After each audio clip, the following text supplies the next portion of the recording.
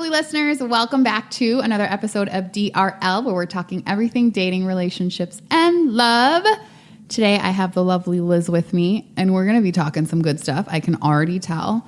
We're drinking some blueberry mint gin things I made. Yeah. Thanks to Crystal for that recipe. We're going to be talking about sexual fluidity, long relationships, a little bit of everything. So let's get into it. Hi, Liz. Tell me about you. Where are you from? I'm from Cleveland, Ohio originally, but I've been here in New York for almost 10 years. I'm going into my 10th year next year. And I live in Brooklyn. Brooklyn, stand up. What up, what up? Dance brought me here. I moved here to go to the A-Lee school, and I've been just like working in like commercial world, theater world, ever since. Nice. Yeah, it's cool. I can't dance to save my life. I don't know if I believe that. No, I'm I not sure legit can't dance. Like, and I'm Jamaican, so it's really a sad thing. Yeah, I don't know. Are you sure? Can't do it. Can't do it. I don't know. Have you seen Mary J. Blige? How she dances? Yes, but you know what? Mary be fucking getting it. That's how I dance. Where it almost looks like I'm always about to fall, but I catch myself each time. Like I'm kind of into the way Mary dances because it's very.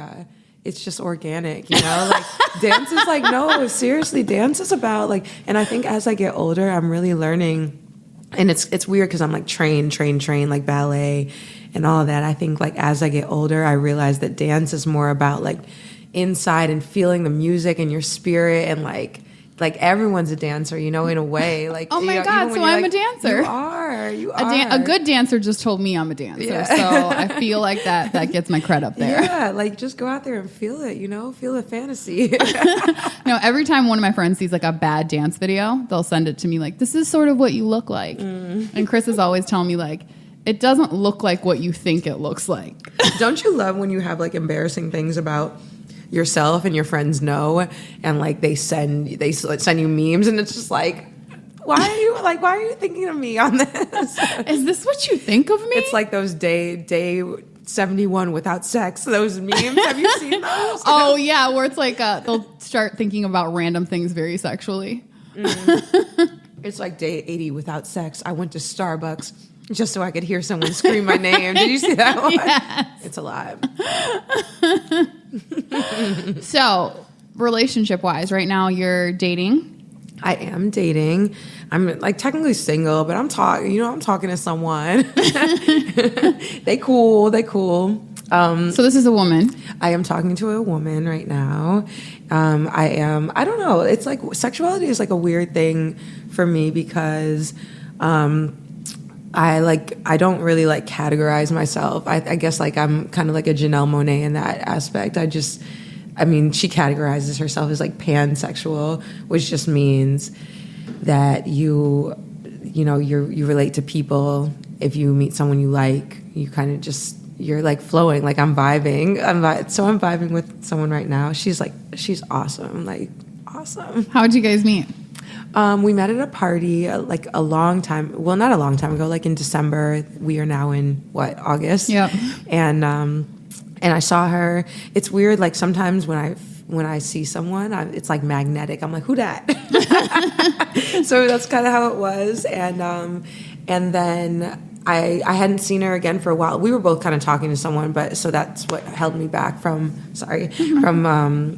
that's what held me back from talking to her like that. And then so at the time that you met her, there was like a real magnetic connection between you two, but you're both kind of seeing other people. You just kind of let it be. Exactly. And then I saw her again a couple, like maybe 3 or 4 weeks ago. And so we've kind of been talking ever since. So it's super new. Nice. It's cute though. I'm into it. What do you like about her? She's really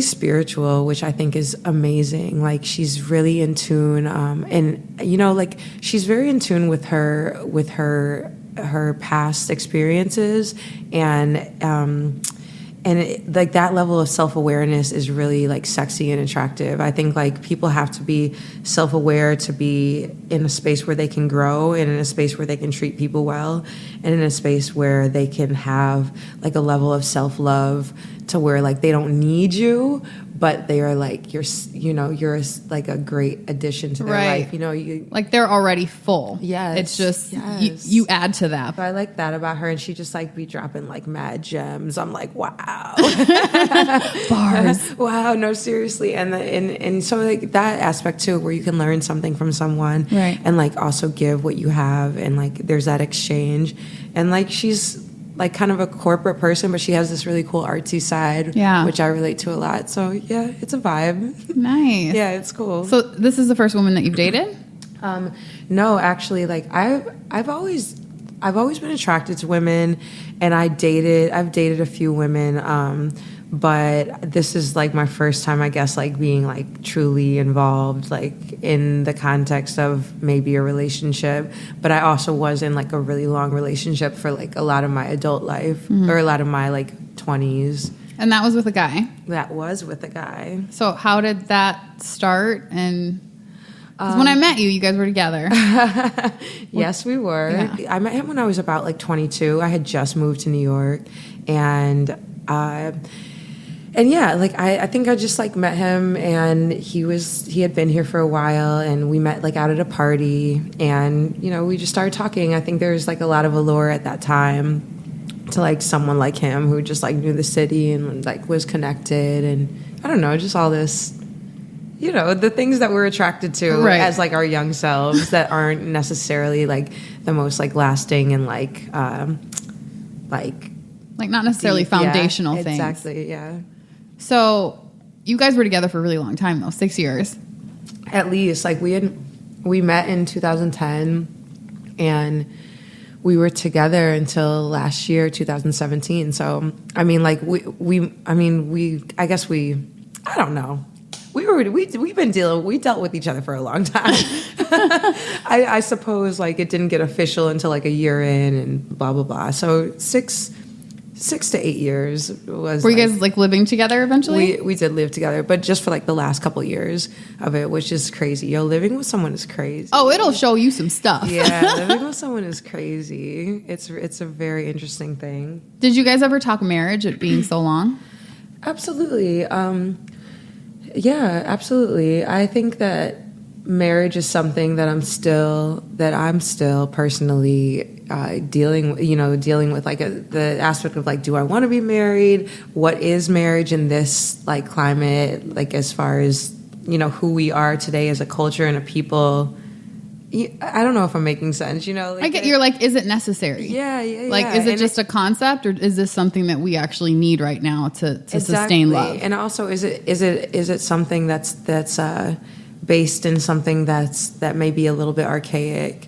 But I also like the idea of it. I love a wedding. Okay, invite me to your weddings. Okay, I love a wedding, and I love love. You know, I really do. So I think if it's good for you, then it's awesome, and that level of commitment is like amazing if people understand it. You know, I just think there's a lot of like not understanding. Well, I think a lot of people think of it as possession. Yes, and like a lot of not whole people going into this lifelong thing where they're like not whole. It's sad actually. It's very sad. Because you go in as 50 and then you're thinking the other person's going to make you whole, but like what happens when they can't? You know? Yeah, and it's also just not like flowers and roses all the time, as you know, as I'm sure we all know, but it's just like, I don't know, it's kind of like, have you ever seen that clip of Lauryn Hill just talking about like unconditional love, and when somebody no longer is like stimulated anymore, then they just want to like set that person to the side, and just like I feel like there's too much of that, so it's like, what are we even doing? Especially now, it's like whenever there's not like flashing lights going off, we're just like, I'm kind of bored now, on to the next thing. And it's like, that's not marriage. Like, that's forever. When the lights are off, when they're on, like all of it. Yeah, and I think that's like our parents' generation. But I also think that it's become elevated in our generation, but like our grandparents' generation, it's like they stayed together, but they weren't even necessarily happy. And I think that one thing, like our parents' generation, they got married early and they like stayed married, and they might have gotten divorced. And then they find their true selves like later in life. But I think that our generation, like and I'm just talking like as a old ass millennial, as I call myself, like a millennial, but I'm not like 24, like a millennial, like a millennial, like I'm 31. I just think that we find ourselves a little bit earlier. We take a little bit more time to before we get married. And on one hand, I don't think anybody should be married before they're like 30, because I feel like there's a certain level at which you don't know yourself yet. But on the other hand, when you get married to somebody young, you get to grow together, versus like now, I'm almost 35, trying to find somebody that meshed with me in the ways I needed was a really hard process. And it was because I knew myself so well. It was because I was set in my ways. It was because I'm like, look, I know who I am and I'm not changing. I've been this way for all my life. But is that good or bad, Right. Like, is that good or bad? And yeah, and then people get kind of labeled as like too picky or whatever, but it's like, really, you just know yourself and you know like what's gonna, and it gets harder to compromise when you know yourself. And then I also think when people get married or just like in like a serious relationship, like it becomes like like I know, okay, I guess I can only speak from my own personal experience, but I feel like I got to a place where I was just like, I was a bit dependent, and it was scary for me. Like in your last relationship? Yeah. Dependent in what ways? Just like financially. I mean, not like he paid my bills or anything, because I'd be paying my own bills, okay, y'all? I'm paying my own motherfucking bills. But like I always worked hard, but it's just like that level of like, someone's always going to be there financially.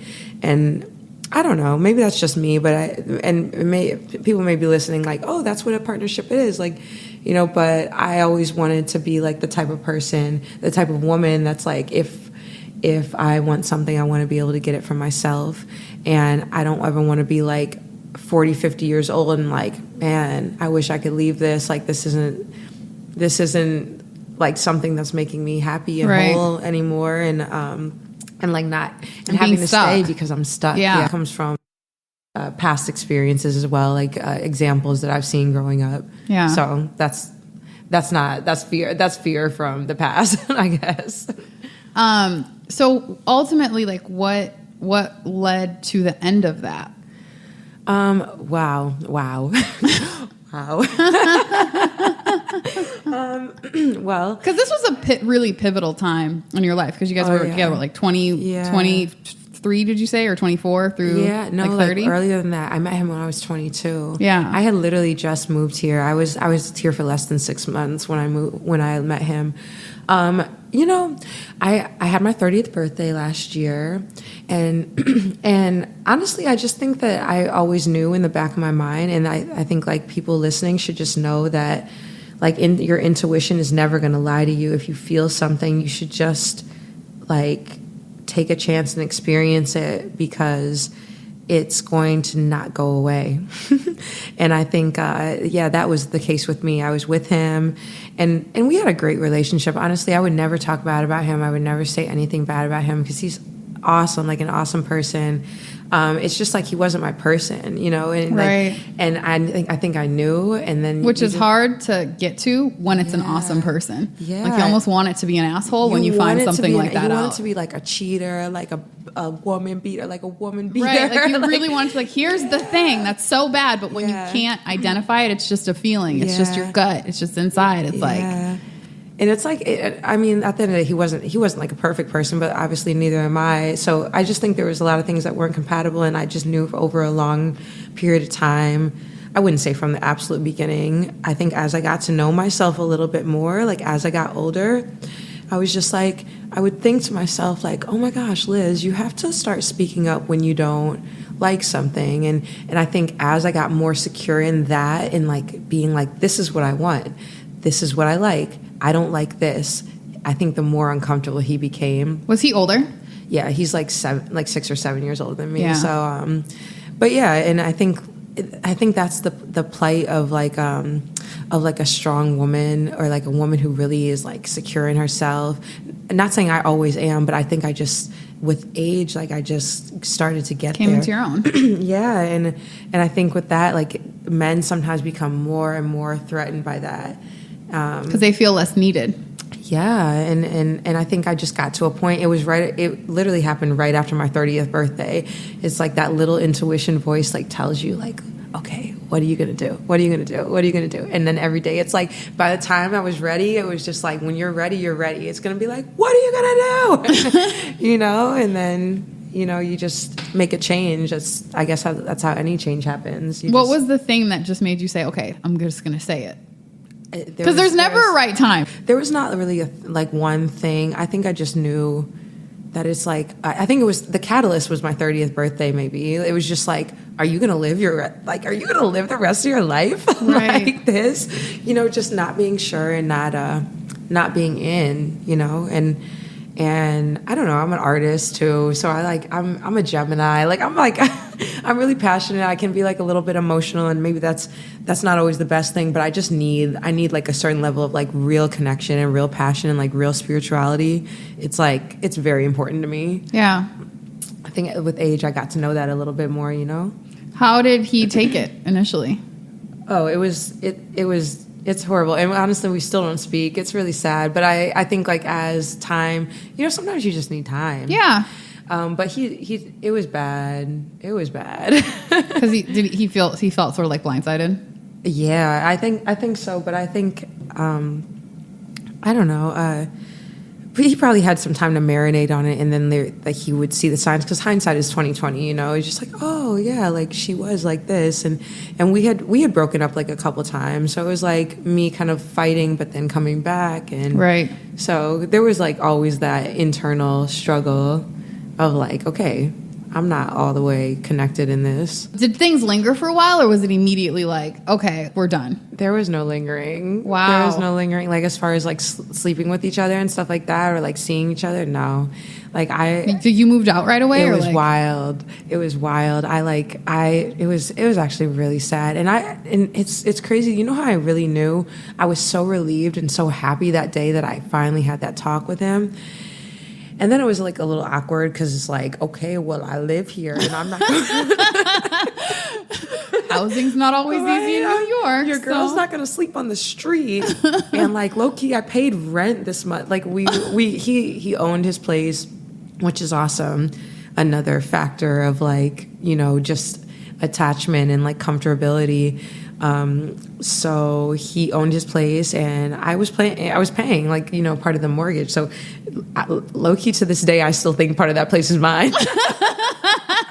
I'm like, I still own like a portion. I own 20% of that apartment. A portion of this mortgage, okay? If you ever sell it, send me 20%. Like literally, but like actually, if you're listening, like I paid on that. Let me get that. I mean, I normally might agree with you, but I'm like, you broke up with him, so you kind of signed away all claims to part of the mortgage. Okay, true. If it was the other way around, I'd let you have it. And like honestly, who really knew his like financial adjustment afterwards? But anyway, I say all that to say, we broke up, and then I just, for the next like week and a half, I looked for apartments. So you were still living in the same space? I was at this still point. staying there, and I work in fitness. So I was like, at one point, I was like sleeping on the couch, but then after a while, I was like, "Yo, my back hurts. I'm about to sleep in this bed," and I was just like huddled all in the corner, like on the edge, like trying not to fall off. I mean, all jokes aside, like it is really funny in hindsight, and I'm sure he would, like if he was listening to this, he would probably laugh too, honestly, because hindsight is 20/20, and It was really uncomfortable for about 2 weeks. Moved out, and honestly, we had a couple like angry email exchanges. But honestly, I was just so sure. You know, like I was so sure that I just didn't have any remorse. I just was so sure, and that makes me feel bad that I waited so long. But it's like sometimes you gotta just have that aha moment, and like friends knew. You know, like my friends were like, duh, like we knew, you know, your friends know, like your friends can see, but it's not their place to tell you. You have to sometimes like you have to get to it on your own, live that journey, and like go through it on your own. And then the epiphany comes, and then you're like, fuck, okay, it's time, you know? Do you, you said you guys hadn't talked since then. We've talked, and we've tried to like kind of reconcile. He's had his own like spiritual journey, which I'm proud of him. And he's actually opened like his own business. But we don't talk now. We haven't talked in a little while. There's levels to that. Just I don't know. I don't know what to say. There's like a certain level, like he's like a little bit pretentious and like, so we have talked a little bit and we've had like a little bit of like exchange where I'm just kind of like eye roll. Okay, I'm glad that you're good. But Right. you can leave me alone. You know, like Right. I'm good too. I just want you to know I'm doing very well. Yeah, like I mean, sometimes I'm not like, but that's life. That's like the ebbs and flows of Right. life. I'm not gonna act like I'm like, oh my God, so perfect all the time. But you can leave me alone. Like I don't need you to like act. You know, I don't need you to make me better. Still, like I'm good. What would you say you learned from that relationship? You know, I learned that he was really into traveling. I think that I learned a lot about just like thinking outside the box as far as like what you can achieve as like a Black person. Right. Because I'm from Cleveland and like my parents are professional people, but like we just didn't have that lifestyle. So he kind of opened me up to like a whole new lifestyle. Like we can have these things. So that was cool. But I mean, as far as like love and like real connection, I mean, I learned the most from the things that we didn't have, which was like a real like, I mean, no one can see me right now, but I'm like banging my fists into each other because it's like, that's how it should feel when you meet someone and you just really vibe and you just really connect. And we just honestly, in my opinion, never had that. You almost don't know what's missing sometimes until you have the thing. And then you're like, wow, like how have I never had this before? This is crazy. Absolutely. And I'm not saying, and married people who have been married for a long time will be like, well, that's not long lasting. But it's like, but do you remember when it was? It's like, okay, but you know when it was. So we need to have a reference point. Like, and for me, in my opinion, he might feel differently, but we just didn't have a reference point. Like back to that beginning, like, oh my gosh, when we smashed into each other and we were just like, wow, this person is dope as fuck. Right. You know? So even if you drift along away from that with like years and years together, at least you have a reference point to come back to. Like, remember this? Yeah. You know? But with all that being said, we did have like a really great friendship, but just not like a really great like spiritual connection, like romance, Right. that kind of thing, you know? So after you guys broke up, did you sort of take some time or did you date right away? I tried to date right away. I mean, I would say like 3 months. I had like this mantra, which is trash. And then I would joke about with my friends that I was going to have like a thought summer because my birthday's in May. And then like, so the summer was coming up. Was this summer 16? It was summer 17. It was Okay, last just because summer. I want to say, oh, summer 16. Yeah. and that has carried over. Like Drake is the one for that because we were all like all summer 17, all summer 18, and I'm sure we're gonna be like all summer 19, bitch. But that didn't really happen. I wanted to have that like hoe like thing, like hoe phase. I call it a homement. So a homement, yes, I made that up. A homement is when you're a hoe for a moment, but if it lasts longer than a moment, then you're just a hoe. So there is a time frame on a homement. And I truly like to think of myself as like a liberated woman. Like I think that if you want to be a hoe, like live your fucking hoe like life. no judgment on it. Yeah, like just protect yourself. And as long as it, you know, I think also as long as it's not being destructive, because a lot of times when we like claim these home moments, it's out of hurt and it's out of lack, you know, and I think I started to realize that, you know, I don't want to just like be a hoe. It has to fulfill you, not just sexually, but internally. I think, I had like affirmed that home moment, but like then I was like, okay, this isn't me because one, like, yo, people got Y'all the are clap. whack. Like, I'm like, people got the clap out here. Right, like you can't just be willy-nilly.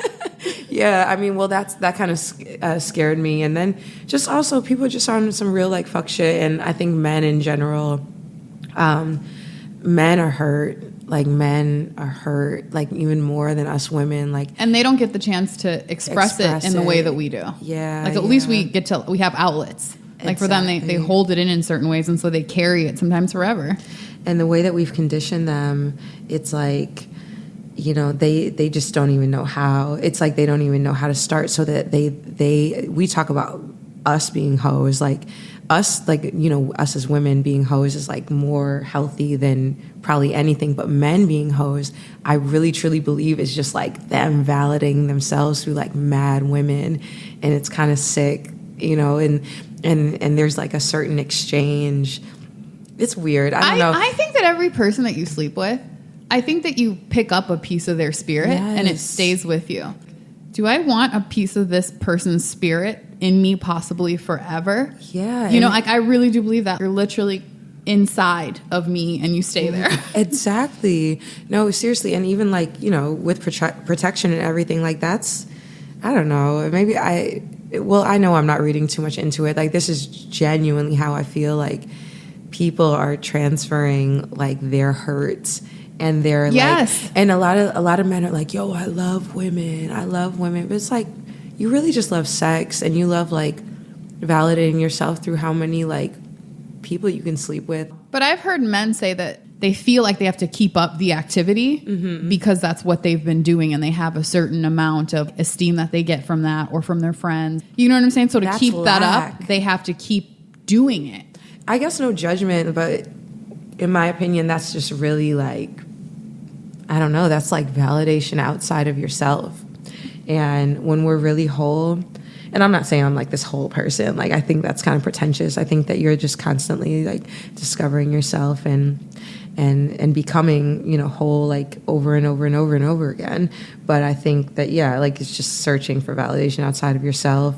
And yeah, so it made me kind of fall into like I'm cool on sex type of phase, because I used to be like, okay, like first date, like let's do this, but it's like there's a certain magic in like getting to know someone too now. Is it different, the approach to sex with men and with women? I mean, do you feel differently if you were to go out with a guy and you guys had sex on the first date versus if you were to go out with a woman and you had sex on the first date? Like, is it different, or would you still, I guess, be in whichever space you're in mentally?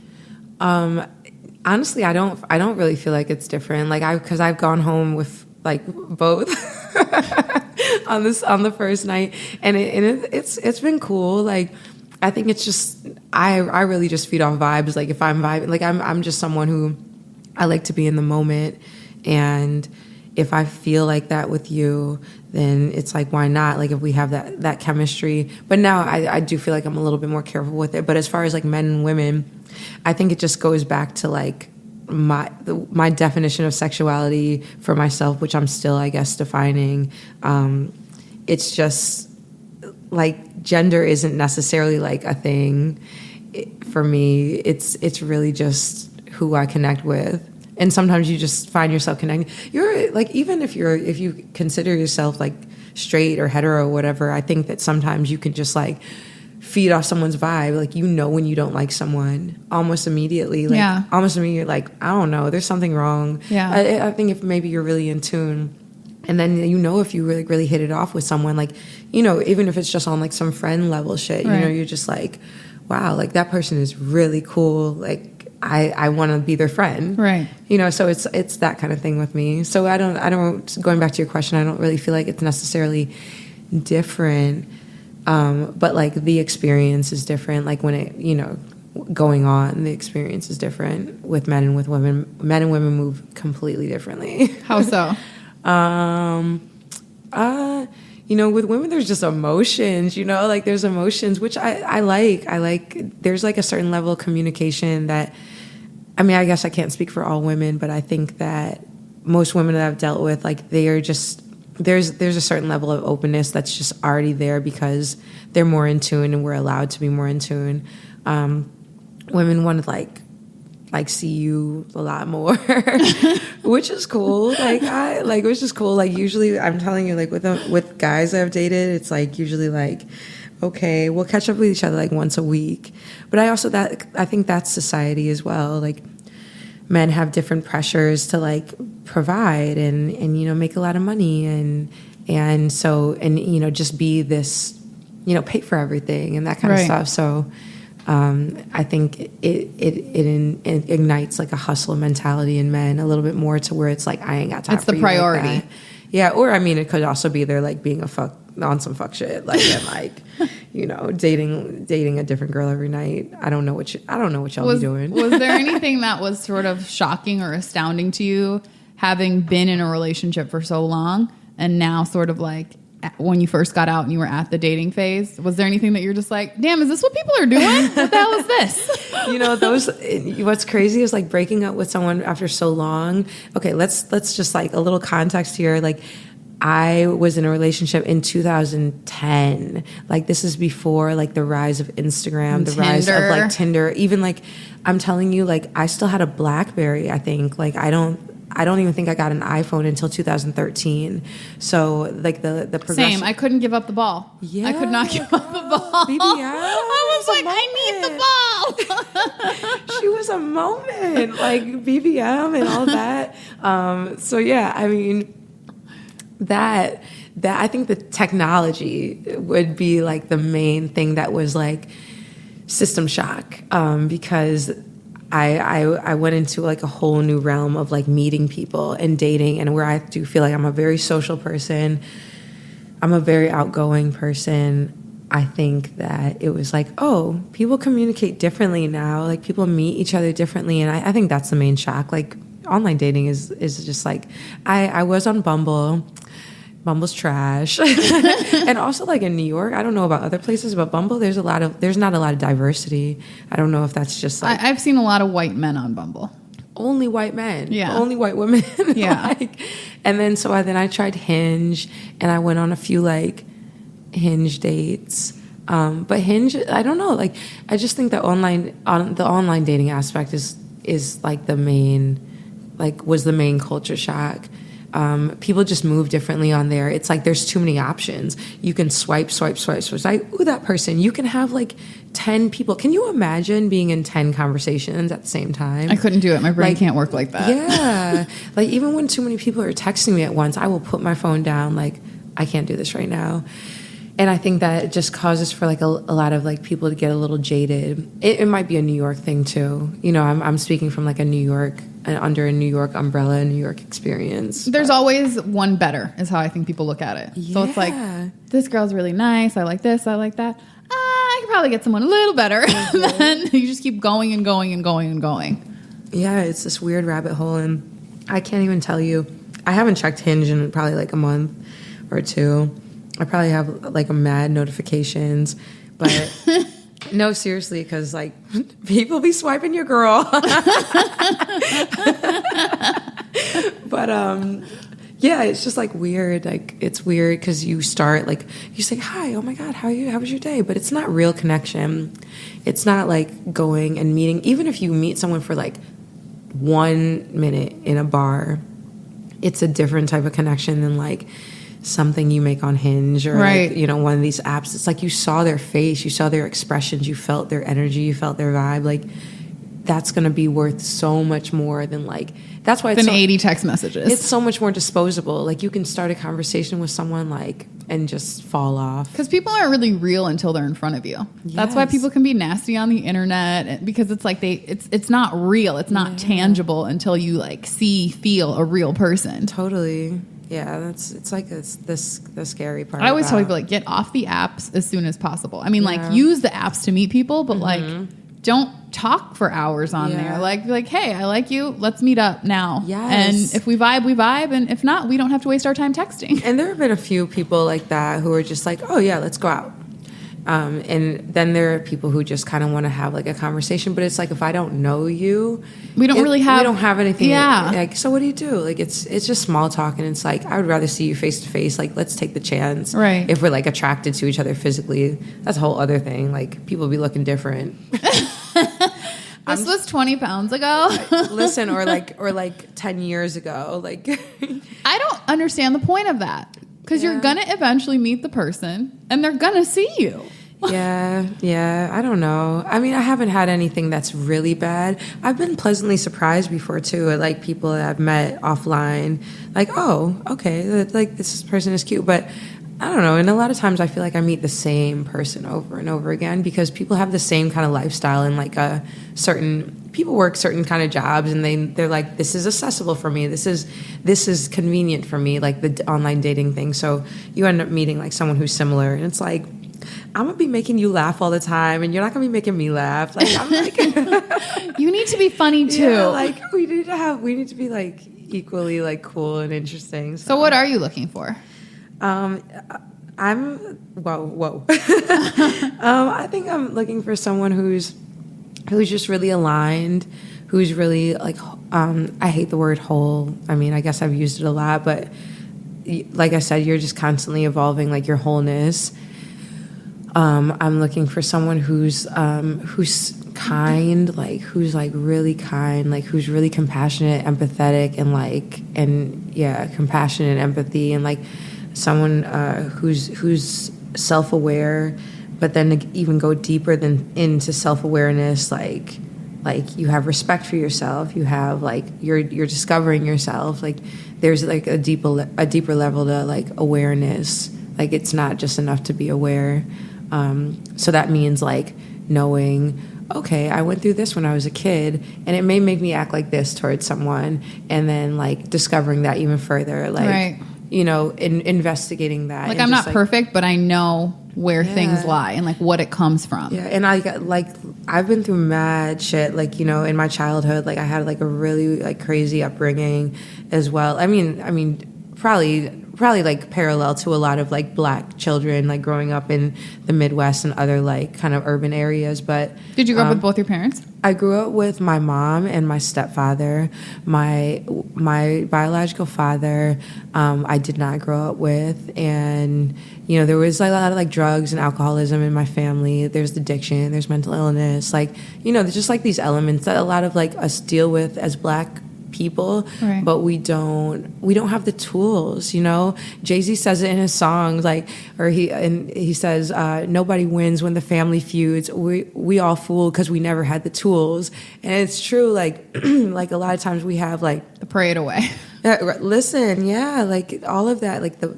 Oh my gosh, there's levels. There's levels. The Black church is another thing, which I find myself fortunate to not have grown up in that, but I mean that's damaging, like that's suppressing to like freedom and sexuality and like you know just these laws. Well, anything that forces you to say if you're not this way, then you're not accepted, is ultimately not good for your psyche. It's so bad. Like it's so bad, and it's like we haven't been free ever. So it's like we're just now getting to a point where we're thinking outside the box. We're like, oh shit, like I can do whatever the fuck I want. Like, I'm free. Yo, like if I'm really gonna be free, like I'm free. Like I'm gonna do whatever the fuck I want, you know? So I mean that's just kind of the space I'm in. Like I just want to be free, like as free as I can be, and then like you then evolve and discover different levels of freedom, like you know. You said something remarkable. So I often ask people what they're looking for because you never know who's listening, number one, but number two, I'm always just curious. And generally people will in their list say something physical, like you know they eventually get to something like and someone that I'm tall, like physically attracted to or tall, but you didn't name anything physical at all. Which was very interesting. Well, I have different levels of attraction, and then I'm also like, I guess they call it like a sapiosexual, which oh my God, I can't with so that term. Yeah. Do you know all I picture? Do you ever see the thing with the brain? There's like this the picture. Phrenology, like brain? There's this like the woman's holding a brain. Oh no, I haven't seen that. Okay, so it's like a cartoon thing. She's holding a brain and she's licking the brain. It's like, I'm a sapiosexual, and I'm just like, I can't. I know. Honestly, all these terms, that's why I'm a little bit weird when it comes to like bisexual, homosexual, like, you know, like all these like terms that we've like created. I don't know how I feel about it yet. Like it's an evolving like thing. I mean, I guess you can say I'm like fluid or like pansexual or bisexual or whatever, but like all these terms. So sapiosexual, for all of those who don't know, is like someone who's attracted, someone who's like a very intelligent.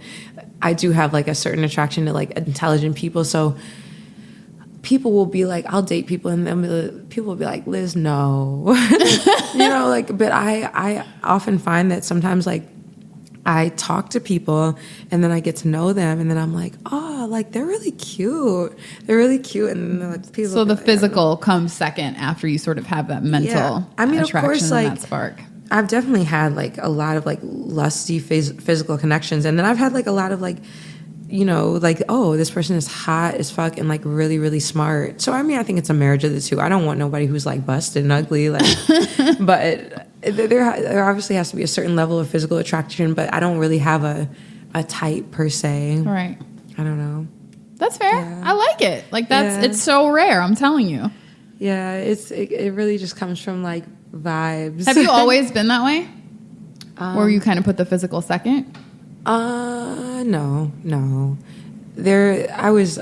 I think we're all a little bit more superficial when we're younger, but I think it just comes with knowing yourself. Yeah. It comes with knowing yourself a little bit better. And then you just are like, okay, well, let's go deeper. Right. So what's the best date you've ever been on? Ooh, I love dates. I'm always trying to get people ideas, Each one teach one. Right. Word. I'm blanking on like a best date. I've had like a lot of good times with a lot of good people, even friends. That's the best thing about being single, like really, really getting into those like deep relationships with your friends and talking about like everything with your friends. That's what I'm truly grateful for in being single. Like concerts, fucking Afropunk, like festivals, summer, generally like just going out and just being free and like dancing, having a drink, just talking shit. Those are the best dates. Do you ever miss being in a relationship? Yeah, I think I'm enjoying like this time in my life right now because I have, and even before this relationship, I was in a like long relationships. I'm kind of like a serial long relationship person, but I think that comes from like conditioning. Like I think women are like just taught, or women where I'm from are just like taught that it's like you need to be with someone, particularly in the Midwest. A lot of my friends were married shortly after college. You're a Midwest girl. You understand. Do you feel like you're semi in line with that? Like, do you have dreams of sort of like getting married, having children, settling down, or is that just all open for you? I definitely think it's open. I really live my life with like a narrative, like outside the box, outside of like what society has like programmed for us, I guess. But I mean, there's parts of me that wants all of that. But I mean, if you listened earlier, I have like iffy views on marriage, and but I love kids, and I do want kids, and I love it. I have 4 brothers, so I grew up like mad at all the kids running around in the house, and like I have a lot of cousins, so I like the idea of family, definitely. I think it's like it's going to be a mixture of both, and to see what it looks like is exciting for me. So you want them? Yeah, no, I do. Whether it's like my own from my own like womb, or like there's different levels of family. There's different types of family. There's lots of kids in this world who need love and who need care. So I mean, I'm not in any kind of like. I'm not on any kind of time clock. Like, there's a lot of women who get really stressed about having their own. I think like the experience of being pregnant is like beautiful, and I definitely think it's something that I would want to experience if it comes naturally. If it doesn't, if I quote unquote run out of time, and it can't happen anymore, like I think that I would have to accept that, and that's not something that I would dwell on. I think it's just like it is, right? We took a little drink break, and we were talking about the fact that like up until now in society, there was very much a script written for women. So you get married and then you have children, and that sort of becomes your life. And if you're keeping up with your peers and you're staying in line, like you go through these steps. And I think a lot of us, what we end up doing is like, we don't even think about whether these steps are right for us and are relevant to us. We just sort of are going through the motions. And we might even feel like a very strong conviction about it. But I think the question that we have to ask ourselves is like, is this my conviction? Yeah. Or is this just something that society, my parents, my friends, etc., put on me? And that's like the point I'm at right now. I always thought I knew what I wanted. Like when I hit 30, I was like, I got to get a birth plan together. Yeah. Almost stress myself out in a way. For sure. But I think that happens all the time. But not because it was necessarily something that I myself wanted. It was just, I convinced myself that I did because everyone else around me was, or just society. And now I'm finally at the point at almost 35 where I'm like, stop for a moment. What do you want? Like, what do you, Tennesha, love doing? Like, is this? But I think it could be both. You know, like I think you do want that, and that's okay. That's okay. I think it can be a marriage of both, and you don't have to be like. I think there can be just a level, like a balance of like flow and structure. But I do think it's a certain level of conditioning, like that we have to like live this linear life. But I also think that women do have a time frame, like of like when they can actually physically get pregnant, and that's the plight. That's the plight of women, because there's a certain time frame, and if you want to have that experience, right? Which I know it can be a beautiful experience, and that's like one of the beauties of being like a woman. You can give life, and you can grow a life in your body. Like men can't do that shit. So the future is female. Yeah, the future is female. Like we have control, and I mean, going off that, like I just think that like the most oppressed people are the most powerful people. Like we have women and queer people and people of color. Like they're just like the most oppressed people, but they're the people with the most like diverse and varied experience, and they're going to change the world. Like we're the people who are going to change the world. So. Yeah. Agreed. So, Liz, you don't necessarily subscribe to any one way of being or any one rule, and you just sort of go off of the vibe of a situation, and you're not hard on other people or yourself, and you take things sort of lightly in that way. How did you get to that place? How do you get to a place where you can just really be like, you know what, I'll take it as it comes? I think it takes time, but I also, even more so, because there's like certain people who have like very wise, like older spirits, like who are very, like physically young on this earth. So I think it takes stillness. That's first. Like, I think that, like, I'm not like a religious meditator, but like, I like to, when I feel really, I have struggled with anxiety in my past, and I think when I am still and when I allow myself to be still, like the answers come. So I think it comes with stillness. I think it comes with like really like discovering yourself, like reading things, staying inspired, staying full, and affirming the things you want. Like I think peace is the first word that comes to mind. Like, because we can be so stirred up, and once again I'm speaking from my like New York experience. Like you can be just really stirred up, like just by environmental factors and just like social media and like all the factors of the world we live in. And if you just keep affirming peace, like peace, like just being sound in yourself, I think that will start to get you there. Like, I don't know. And you're not ever there, but I mean, sometimes it's always a work in progress. You're just like working to like just keep being joyful. Peace and joy, I would say. Affirming peace and joy. So when you say like being still, do you mean like if you have many decisions on your plate, you just decide on nothing in that moment? Sit the fuck down. 10 minutes a day, 20 minutes a day, like just to be.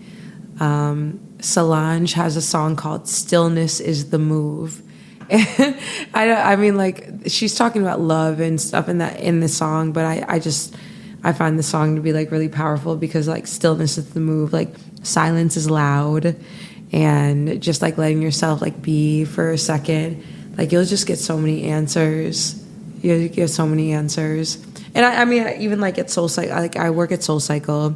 Y'all come to my class. I'm an instructor there. And I think that even like exercise, you know, just like taking it, like no matter what your time for yourself looks like, it's just really important, like that personal time.